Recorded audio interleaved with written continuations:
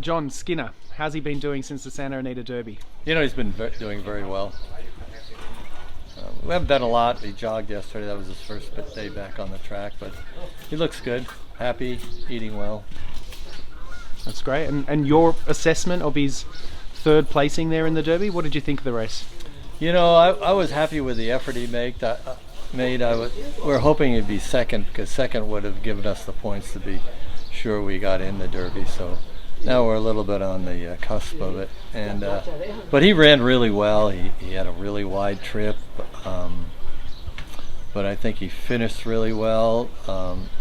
There was a lot going on. I don't know if you saw the head-on of that race, but there was a lot going on at the wire. I suppose he's been beaten by Practical Move at his last couple, but it's definitely fair to say that Skinner's covered a lot more ground than Practical Move. Well, one of the reporters said, last time you got beat maybe 3.5 lengths, and this time you got beat in that. So we're getting closer. And I guess what does those trips, does that give you confidence, or what else gives you confidence that he could turn the table on Practical Move, and not to mention the other 18 runners that might be in the Derby? I think it's his seasoning that he's had now, because he's had really rough trips in his last couple of races, and he's really come out of them well, and mentally he's very strong.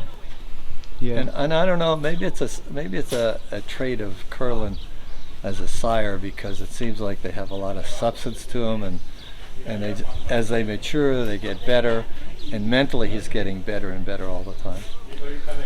As you mentioned, so you're on the outside looking in, but with still a few weeks to go, with that maturity, do you think there's a fair bit of scope for improvement then before the first Saturday in May? Well, I think whatever level of maturity he's reached, he's reached it now, right? So that's not going to change, because of the races he's been in, has given him that experience to deal with a lot of adversity, as far as having to swing wide, or getting a lot of dirt in your face, or braking slowly and then having to rush up a little bit. So he's had all those aspects of the race happen already. So I think now it's just a matter of keeping his condition and then keeping him fresh at the same time. Yeah, certainly faced a lot more adversity than Practical Move, I guess. He's been a bit of a rail rat. What did you think of the Japanese horse running second? Well, I thought the Japanese horse ran fabulous.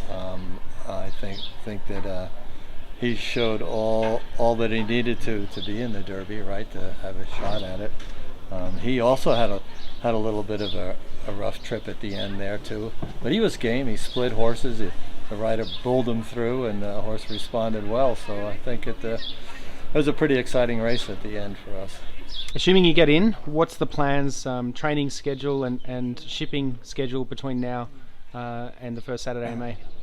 Well, for the first week or 10, 12 days, the pattern will be the same as his normal regular routine, so there won't be any changes there. And hopefully by that time we'll have an idea if we're going to even get in or not. So right now, we really don't know. We're 21.